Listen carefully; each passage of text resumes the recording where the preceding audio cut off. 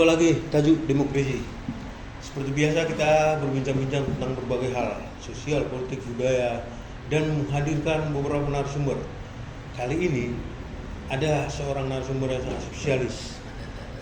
Bukan asing lagi. Beliau ini seorang anggota DPRD Sumatera Utara, bahkan berprofesi sebagai dokter. Jadi masih dekat dengan rakyat.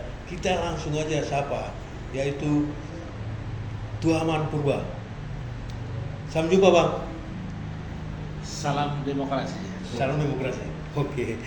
Ya, ini Bang, kayaknya Siantar kita tahu lah bahwa Siantar ini kan sekarang selang menjelang pilkada hangat-hangatnya. Kayaknya memang serentak ya, Bang, ya, di seluruh Indonesia. Ya. Tapi kami dengar-dengar ini Abang disebut-sebut nih, Bang. Ini gimana nih, Bang? Disebut-sebut sebagai bakal calon kayaknya. Terima kasih, Bang. Ya. Selamat siang buat kita semua, Horas. Pada kesempatan ini seperti yang disampaikan tadi, memang ada yang menyebut nama saya menjadi calon wali kota Siantar. Terima kasih kepada beberapa elemen masyarakat yang ada di kota Siantar. Sebenarnya saya sebagai tokoh partai dan juga sebagai wakil rakyat dan juga sekaligus sebagai dokter, saya melihat kota Siantar sudah cukup bagus selama ini. Karena kebetulan saya tidak bisa pungkiri bahwa saya juga lama dulu di sini. Iya. Sebagai calon dokter dulu di Rumah Sakit Umum Jasamen. Saya melihat sudah banyak perkembangan, tapi mungkin ada beberapa poin yang harus kita buat bersama, bersinergi dengan seluruh stakeholder, berseluruh masyarakat yang ada di Siantar ini. Mari kita bangun Siantar ini menjadi lebih baik dari yang saat ini. Ya. Itu ya, Bang. Ya, tapi serius nih, Bang, kayaknya ya. Kayaknya Abang tahu lah bahwa Siantar ini kan penuh dengan keberagaman juga kan. Ya. Paling tidak Abang seperti apa memandang Siantar sekarang? Ya, saya melihat Siantar ini sebenarnya potensinya kalau nggak kita gali dengan adanya informasi infrastruktur yang semakin baik, ini Siantar ini pasti akan ketinggalan. Oke. Pasti akan ketinggalan. Kita tengok ada pemerintah dalam ini sudah membangun jalur lintas. Iya. Jalur lintas itu, Jalan tol ya? jalur tol itu sudah berada di ujung kota Siantar di awal dan akan berakhir di ujung kota Siantar. Dan otomatis Siantar ini akan tertinggal. Iya. Kalau nggak kita gali potensi-potensinya, apa yang kita harapkan dari Siantar ini ke depan? Kita harus buat Siantar itu menjadi Siantar tepat. Siantar tepat. Apa itu, Bang? Siantar yang terampil, peduli dan teruji. Oke. Itu Bang, kita buat. Terampil, peduli dan teruji. Ya, kayaknya memang ini ada unsur-unsur apa di dalamnya ini gitu. Ya itu yang kita sebut tadi. Semua pemangku adat, semua pengusaha-pengusaha, semua elemen-elemen masyarakat harus punya satu kesatuan, membuat Siantar tepat. Apa itu terampil dalam hal kita pingin apa yang ada sumber daya alam di sini, ini bisa kita kembangkan. Contohnya budaya-budaya yang ada di Siantar ini bisa sering kita tampilkan. Kita tahu Siantar ini multi etnis, heterogen. Itu harus sering kita tampilkan budaya itu. Kenapa? Karena orang dari luar melihat Siantar ini bukan menengok pariwisata, tapi menengok budaya yang ada di sini. Budaya ini harus kita gali, harus kita bangun bersama kepada seluruh lapisan masyarakat. Kalau kata cerita pariwisata, kita bisa undang investor. Tapi kalau kita cerita budaya, kita undang adalah pemangku-pemangku adat, tokoh-tokoh masyarakat. Dan peduli itu apa itu? Peduli itu kota Siantar yang peduli nanti, Bang. Siantar yang peduli terhadap apa yang terjadi saat ini. Masalah kesehatan, pendidikan. Dulu Siantar itu kota pendidikan. Sekarang kita lihat ada satu kecamatan yang tidak punya sekolah negeri. Ini kan tidak pas. Tidak pas.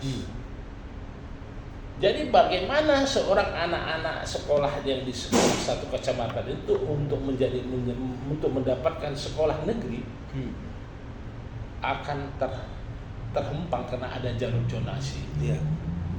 bagusnya pendidikan ini kita benahi. Iya. Ya, salah satu contoh kita benahi. Yang kedua, kita udah senang Siantar jadi kota toleransi beragama, itu udah bagus, itu harus kita pertahankan. Yang ketiga, bagaimana kota Siantar jadi peduli terhadap masyarakat yang kita berpikir ekonomi kerakyatan. Iya. Ekonomi kerakyatan itu harus kita bangun. Minimal dia tidak membantu, dia tidak bisa membantu, minimal masyarakatnya tidak mengganggu. Iya. Jadi kalau cerita kehidupan, kalau masyarakat itu kekurangan, dia akan berupaya mencari untuk memenuhi kebutuhan. Ini harus kita pikirkan ekonomi kerakyatan itu. Kita mulai dari pedagang-pedagang kaki lima ini. Apa yang kita perhatikan? Iya. Itu harus kita mengerti dulu. Kita akan berupaya bagaimana supaya ekonomi kerakyatan bisa berjalan dengan baik. Yang terakhir itu, yaitu yang terakhir teruji. Semua yang kita buat kota Siantar teruji itu harus bisa kita pertanggungjawabkan. Iya. Teruji ya. Teruji. Iya. Dan semua harus terlibat. Tidak bisa one man show di sini. Iya.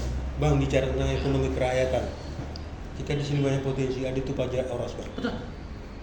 Itu dulu di situ pusat daripada perbelanjaan dari luar daerah. Tadi kita sebelum kita masuk ke studio kita bincang-bincang tentang ekonomi UMKM. Mereka menghadapi suatu tantangan menyangkut tentang online, Bang.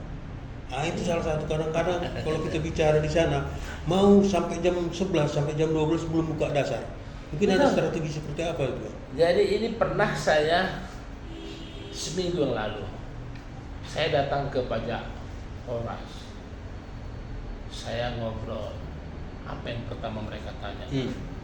Pak Dokter, bisa nggak dihapus online itunya? Saya malah bingung menjawab. Pada saat itu saya tidak otomatis menjawab, tapi saya sedang berpikir bagaimana bisa membangun aplikasi GoHead Siantar. Ya. Aplikasi GoHead Siantar itu adalah kita buat aplikasi, tetapi aplikasi itu menggunakan market yang ada di perluasan atau di pajak oras. Jadi ketika dia beli, kita pesan online, dia ngambil ke pajak oras. Jadi isi GoHead online itu aplikasi GoHead Siantar itu berisi konten yang ada produk-produk di pajak oras. Itu yang kita mau buat. Bisa saja namanya katakanlah online GoHead pajak oras. Ya, gitu kita buat. Di situ banyak ekonomi kerakyatan. Iya. Jadi seperti mulai sayur mayur, buah-buahan. Ketika saya bilang saya mau pesan jengkol, iya. sebenarnya online itu akan membeli jengkol itu yang ada di pajak oras. Jadi mereka nggak usah lagi datang ke pajak oras, Bang. Iya, itu dia. Iya. Karena pasar tradisional itu tidak mungkin juga bisa kita hapus, Bang. Betul, Bang. Kan Iya. bisa.